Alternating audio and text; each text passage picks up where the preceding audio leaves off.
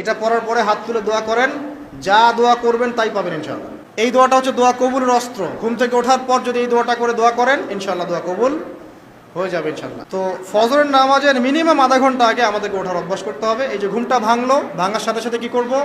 ভাঙার সাথে সাথে আল্লাহ শুকরিয়া, আলহামদুলিল্লাহিল্লাযী আহইয়ানা বা'দামা আমাতানা ওয়া ইলাইহিন নুশুর। ব্যাস, এই যে ইবাদত হয়ে গেল। এবার আপনি আরেকটা দোয়া পড়বেন, শিখে নেন। আপনি পড়বেন লা ইলাহা ইল্লাল্লাহ ওয়াহদাহু লা শারীকা লাহু লাহুল মুলকু ওয়া লাহুল হামদ ওয়া হুয়া আলা কুল্লি শাইইন কাদির সুবহানাল্লাহ আলহামদুলিল্লাহ ওয়া লা ইলাহা ইল্লাল্লাহ ওয়াল্লাহু আকবার লা হাওলা ওয়া লা কুওয়াতা ইল্লা বিল্লাহ আল্লাহুম্মা ইগফিরলি। এটা পড়ার পরে হাত তুলে দোয়া করেন, যা দোয়া করবেন তাই পাবেন ইনশাআল্লাহ। এটা জানতেন? জানতেন না? তো এই দোয়াটা হচ্ছে দোয়া কবুলের অস্ত্র। ঘুম থেকে ওঠার পর যদি এই দোয়াটা করে দোয়া করেন ইনশাআল্লাহ দোয়া কবুল হয়ে যাবে ইনশাআল্লাহ। আমাদের জীবনে চাওয়া পাওয়ার কি অভাব আছে? প্রচুর চাওয়া পাওয়া। তো বৈধ চাওয়া পাওয়াগুলোকে পাওয়ার জন্য আল্লাহর সাথে সম্পর্ক করতে হয়। আর আল্লাহ পাকের সাথে সম্পর্কে কিছু ওসিলা মাধ্যম লাগে। এই দোয়াগুলো হলো মাধ্যম, আমলগুলো হচ্ছে মাধ্যম। তো আল্লাহ পাক যেমনটা বলেছেন ফাযকুরুনি আযকুরকুম ওয়াশকুরুলি ওয়া লা তাকফুরুন, তোমরা আমাকে স্মরণ করো আমিও তোমাদেরকে স্মরণ করব।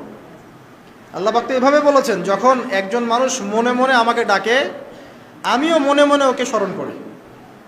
মনে করেন আপনি মনে মনে আল্লাহকে বলছেন, আল্লাহ আমি অসুস্থ, আমাকে শেফা দাও, বা আমার রিজিকের টেনশন আছে, আমার রিজিকের টেনশন দূর করে দাও, আল্লাহ আমাকে হেফাজত করো, আল্লাহ আমাকে দিনের জ্ঞান দাও, তোমার আনুগত্য করার তৌফিক দাও। এই যে মনে মনে আপনি আল্লাহকে ডাকছেন, নিঃসন্দেহে ওই মুহূর্তে আল্লাহ পাক আপনাকে স্মরণ করছে।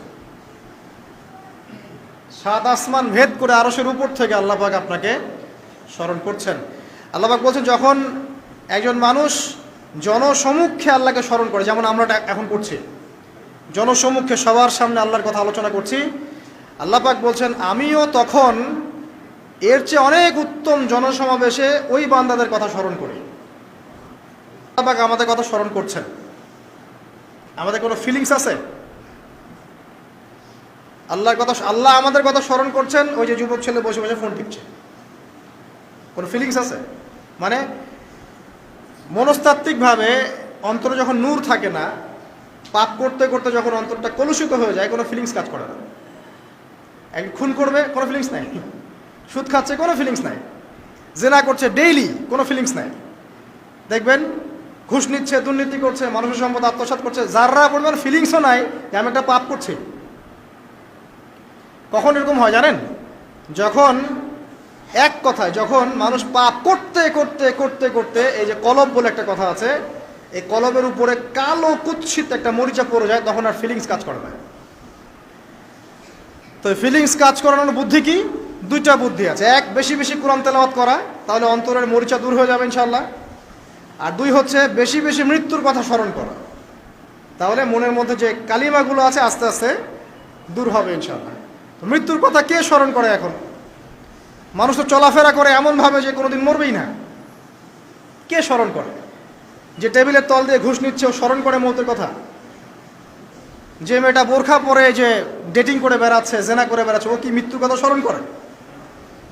যে ছেলেটা এখনকার যুব সমাজের